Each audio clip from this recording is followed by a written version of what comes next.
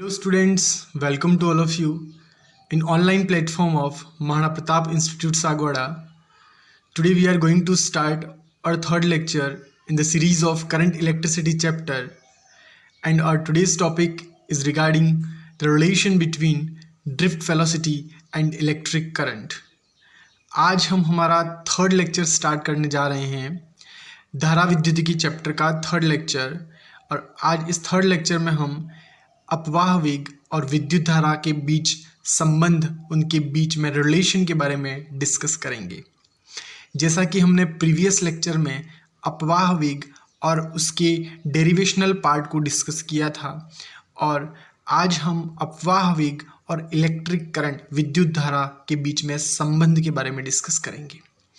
जैसा कि आप सब जानते हैं कि जब किसी कंडक्टर को, किसी चालक धातु को बैटरी से कनेक्ट कर दें, जैसा कि आप डायग्राम में देख पा रहे हैं कि यहाँ पे एक चालक धातु है जिसकी लंबाई L है।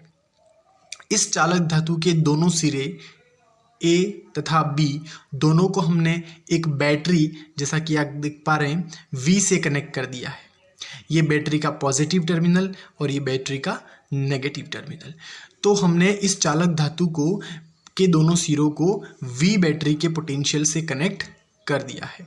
और जैसा कि आप जानते हैं कि प्रीवियस लेक्चर में हमने डिस्कस किया था कि जब किसी चालक धातु को बैटरी से संयोजित कर देते हैं तो उस कंडीशन में उस चालक धातु में उपस्थित जो यादृच्छिक इलेक्ट्रॉन हैं, यादृच्छिक मीन्स जो इलेक्ट्रॉन रैंडम मोशन कर रहे थे, वो इलेक्ट्रॉन अब क्या होंगे, इस पॉजिटिव टर्मिनल की तरफ अट्रैक्ट होते हैं।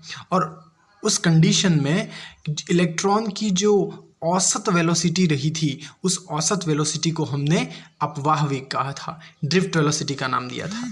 और आज हम इस ड्रिफ्ट वेलोसिटी और जो इलेक्ट्रिक करंट है उसके बीच में रिलेशन को डिस्कस करते हैं। ठीक है, तो लेट्स स्टार्ट, चलिए स्टार्ट करते हैं। तो जैसा कि आप डायग्राम में देख पा रहे हैं, यहाँ पे जो इलेक्ट्रॉन है उनका जो अलाइनमेंट है वो टूवर्ड्स द पॉजिटिव टर्मिनल है। बैटरी के धनात्मक टर्मिनल की तरफ इलेक्ट्रॉन बढ़ रहे हैं। अब ऐसा क्यों? क्योंकि इलेक्ट्रॉन जो है वो ऋणात्मक आवेश है और बैटरी का पॉजिटिव टर्मिनल है वो उस ऋणात्मक आवेश को अपनी तरफ अट्रैक्ट करेगा। ठीक है, तो हमने प्रीवियस लेक्चर में भी देखा था कि इलेक्ट्रॉन और इलेक्ट्रिक करंट की डायरेक्शन अपोजिट होती है। तो यहाँ पे जो इलेक्ट्रिक करंट की डायरेक्शन है वो इस पॉजिटिव टर्मिनल से नेगेटिव टर्मिनल की तरफ है। ठीक है, तो जैसे ही इलेक्ट्रिक करंट फ्लो हो रही है, यहाँ पे एक इलेक्ट्रिक फील्ड भी क्रिएट हो रहा है। तो ये इलेक्ट्रिक फील्ड की जो डायरेक्शन है, जिसको हम कहते हैं विद्युत क्षेत्र, ई वेक्टर, विद्युत क्षेत्र तथा इलेक्ट्रिक करंट, विद्युत धारा, दोनों की डायरेक्शन एक ही है, लेकिन इलेक्ट्रॉन और इलेक्ट्रिक करंट की डायरेक्शन अपोजिट है। तो अब हमें जो वेलोसिटी है, ड्रिफ्ट वेलोसिटी, जिस वेलोसिटी से इलेक्ट्रॉन पॉजिटिव टर्मिनल की तरफ अट्रैक्ट होते हैं, अपवाह वेग, उस अपवाह वेग और इस विद्युत धारा, इलेक्ट्रिक करंट, दोनों के बीच में रिलेशन को डिड्यूस करना है। तो हमने कंसिडर कर लिया है कि माना कि एक L लंबाई का चालक है, जैसा कि आपने डायग्राम में देखा, जिसका क्षेत्रफल कितना है, A, और चालक के दोनों सिरों को हमने V बैटरी से संयोजित कर दिया है। ठीक है, जैसा कि हमने डायग्राम में देखा, V बैटरी से संयोजित कर दिया।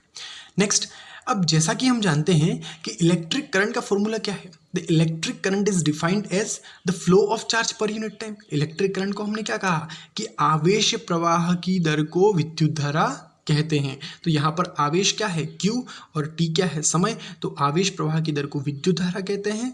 तो यहाँ पे हो गया क्या फॉर्मूला हमारा, I = Q divided by T।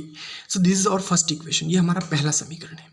आगे देखते हैं कि आवेश के क्वांटीकरण से, आवेश का क्वांटीकरण आपने स्थिर विद्युतिकी में पढ़ा है। आवेश का क्वांटीकरण क्या कहता है, Q = Ne।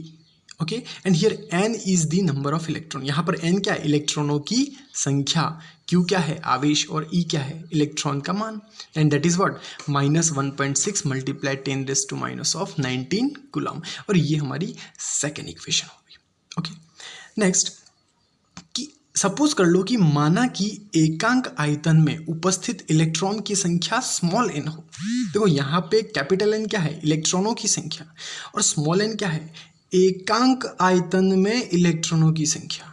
सपोज कर लो कि ये जो हमारा कंडक्टर है उसका आयतन V है। ओके, उसका आयतन कितना है, v है, तो उस कंडीशन में उसके यूनिट आयतन में, उसके एकांक आयतन में उपस्थित इलेक्ट्रॉनों की संख्या को हमने क्या कंसिडर कर दिया है, स्मॉल n। तो स्मॉल n इक्वल टू क्या हो गया, इलेक्ट्रॉनों की संख्या डिवाइडेड बाय आयतन। ये क्या है, n इक्वल टू क्या है, number of electron, total number of electron divided by v क्या है, वॉल्यूम, आयतन। ओके, और उसको हम बोल सकते हैं एकांक आयतन में इलेक्ट्रॉनों की संख्या। ओके, नाउ अब हमने इसको क्रॉस मल्टीप्लाई कर लिया, सिंप्लीफाई। अब देखो यहाँ पे v क्या चीज़ है, वॉल्यूम, और वॉल्यूम में 3 डायमेंशन होती है। ओके, 3 विमाएँ होती है। तो यहाँ पे वॉल्यूम को हम क्या लिख सकते हैं, एरिया मल्टीप्लाई लेंथ, क्षेत्रफल मल्टीप्लाई लंबाई। एरिया को हम a से डिनोट करते हैं, लंबाई को l से, तो वॉल्यूम क्या हो गया, a मल्टीप्लाई l। तो हमने इस इक्वेशन में v की जगह फिर क्या पुट कर दिया, al। तो क्या होगी equation, n equals to, capital N equals to NaL, and this is our third equation. Now next हम देखते हैं कि अब हमने किया है कि समीकरण जो थर्ड है हमारा, उसका जो वैल्यू है, उसका जो मान है, उसको समीकरण 1 में हमने रख रहे हैं। तो देखो समीकरण थर्ड का मान कितना है, कैपिटल N की जो वैल्यू है वो हमने 1 में रखी है। Okay, not in first, second में हमने उसको पुट अप कर दिया है। किस में पुट कर दिया, सेकेंड इक्वेशन में। सेकेंड इक्वेशन में आप देख पा रहे हो कैपिटल N की जगह हमने थर्ड इक्वेशन की वैल्यू को पुट कर दिया है। तो Q इक्वल्स टू क्या हो गया, NaLe।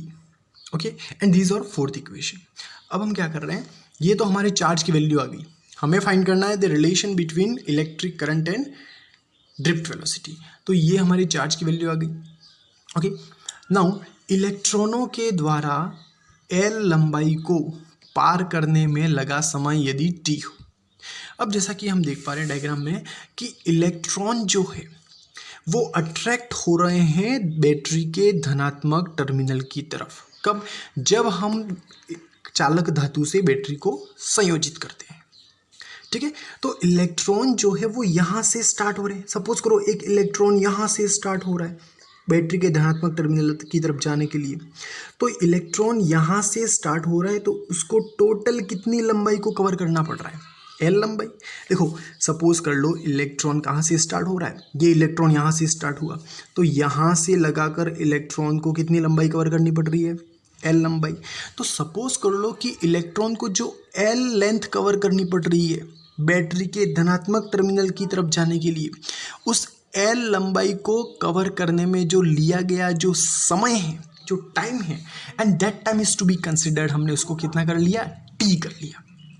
तो t क्या हो जाएगा, समय बराबर क्या होता है, जनरल फॉर्मूला, दूरी बटा चाल। तो यहाँ पर इलेक्ट्रॉन कितनी लंबाई को कवर कर रहा है, कितनी दूरी को कवर कर रहा है, L लेंथ को, है ना। इलेक्ट्रॉन यहाँ से स्टार्ट होकर इस L लेंथ को कवर कर रहा है, तो दूरी कितनी हो जाएगी, L। और वेलोसिटी क्या है, हमने प्रीवियस लेक्चर में कंसिडर किया था, चाल क्या थी इलेक्ट्रॉन की, वो थी अपवाह वेग, और अपवाह वेग को हमने Vd से डिनोट किया था। तो चाल क्या हो जाएगी, Vd, एंड दिस और फिफ्थ इक्वेशन। अब हम क्या कर रहे हैं कि Q और T का जो मान है वो इक्वेशन फर्स्ट में पुट कर रहे हैं।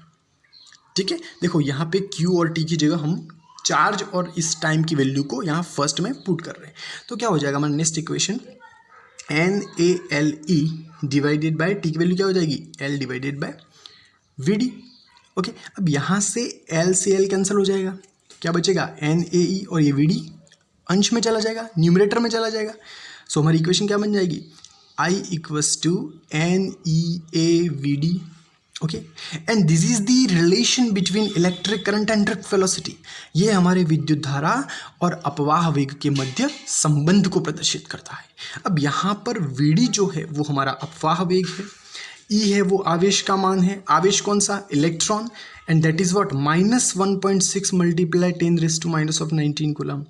और स्मॉल n क्या है यहाँ पर, जो हमने कंसिडर किया था, स्मॉल n क्या है, एकांक आयतन में उपस्थित इलेक्ट्रॉनों की संख्या। सो देखो एकांक आयतन में उपस्थित इलेक्ट्रॉनों की संख्या। ओके, और ए हमारा एरिया है, cross section area. So this is the relation between, the final relation between the electric current and drift velocity. और इस रिलेशन से हम क्या कह सकते हैं कि इलेक्ट्रिक करंट जो है वो ड्रिफ्ट वेलोसिटी के डायरेक्टली प्रोपोर्शनल है, ऐसा हम कह सकते हैं। इसको हम डिटेल में हमारे नेक्स्ट लेक्चर में डिस्कस करेंगे। So I hope you enjoy this lecture, you understand this lecture. If you have any kind of doubt regarding this lecture, you can comment on our comment box.